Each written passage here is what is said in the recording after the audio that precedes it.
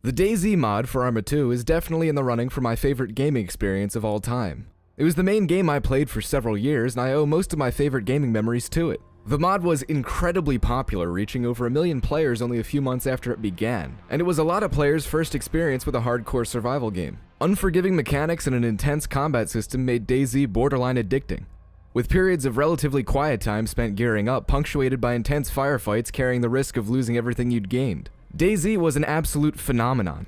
It developed a huge community that produced a lot of really popular online content, a number of spin-off mods that would go on to great success, and the game even became one of the most watched on Twitch. It managed to propel a relatively obscure military shooter to the top selling spot on Steam for weeks. Naturally, everyone was excited to learn that such a popular mod was being developed into a full game. DayZ's future seemed really promising. But as of a week from today, it's been 4 years since the standalone game became available through Steam Early Access. But don't worry, beta's just around the corner, just like it was just around the corner 7 months ago. DayZ's community is dead. The game's concurrent player base has plummeted, and the game is held up by many to be an example of everything wrong with the Early Access system. So what happened to DayZ? 4 years of broken promises and outright unprofessional behavior. This all started when the creative mind behind the mod, a veteran of New Zealand's military by the name of Dean Hall, left the project originally to climb Mount Everest. Then he just left entirely. He picked up another project that has yet to see the light of day and pitched it by saying, "I want a game that is not a game."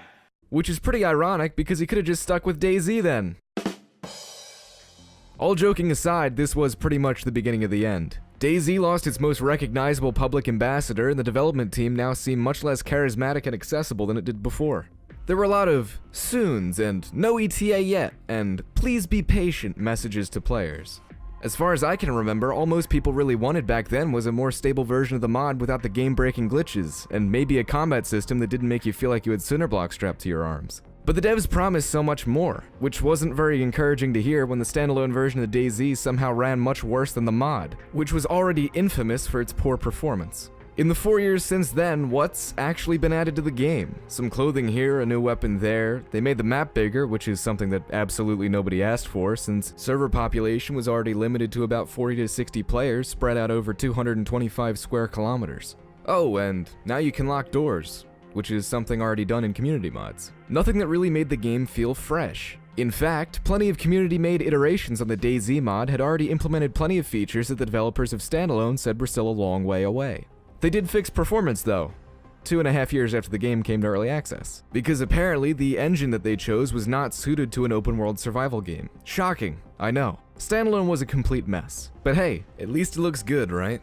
Standalone also happened to scale back the spawn rate of just about everything on the map, which really limited player interaction. In the mod, a player could find something simple like a bolt-action rifle or a shotgun pretty easily, meaning that even the most geared players had to be cautious in the coastal cities. In Standalone, odds are just about everybody in the coast is armed with a melee weapon only. That just makes the game so much less fun. Dying is even more punishing than in the mod, and it's frustrating to loot loads and loads of houses only to come out the other end with some better clothes. I'm not saying that every player should spawn with an M4, I'm saying that being unarmed for the first 2 hours of a player's life does not make for interesting gameplay.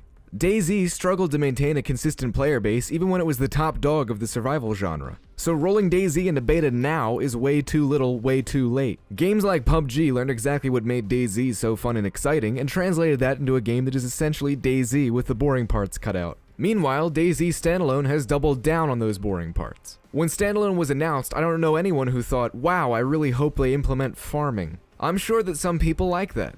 Just like there are some people that defend the game on Reddit with things like, hey, at least the game doesn't have DLC, right guys? Everything's fine. Oh! Everything definitely isn't fine. It's been officially stated that there are 80 people working on DayZ, which seems a bit sketchy to me. But then again, I'm not a developer. Other games like Rust in the same genre managed to push out updates far larger and far faster with a team of just 7 people. Again, I'm not a developer. But there's definitely something really odd about a team of 80 people creating such a small amount of content. Things that devs talked about fixing soon, years ago, have yet to be fixed. I get it. Rust is in the Unity engine, which is far more modular and accessible than DayZ's. But this is such a steep divide that I feel like we're not getting the whole story. And I'm not the first one to think that. A number of DayZ's major content creators have stopped playing the game entirely, but not before offering some criticism toward the way the game has been handled. Bear in mind, these content creators are a huge part of the reason why DayZ became popular in the first place. Naturally, when they were criticized, the devs just blocked them on Twitter. How professional. Even if DayZ's beta does actually come out sometime within the next 250 years, it's just not going to be enough. Things have changed too much since DayZ was popular. Survival games aren't a novelty anymore. Actually, most people are tired of them after the flood of early access DayZ clones. What I'm saying is, Bohemia doesn't really have any incentive to put resources toward developing DayZ. The wave of popularity is over. DayZ has sold as many copies as it's going to.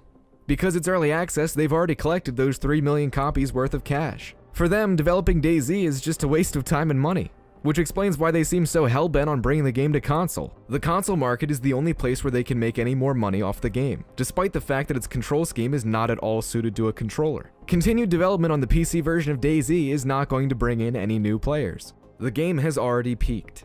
DayZ is a game with a prolific legacy. It inspired some really awesome games, and caused a huge boom in the hardcore survival genre. Unfortunately, it was left in the hands of people that didn't build on what the original mod accomplished. I hate to say it, but DayZ is dead, and it isn't coming back.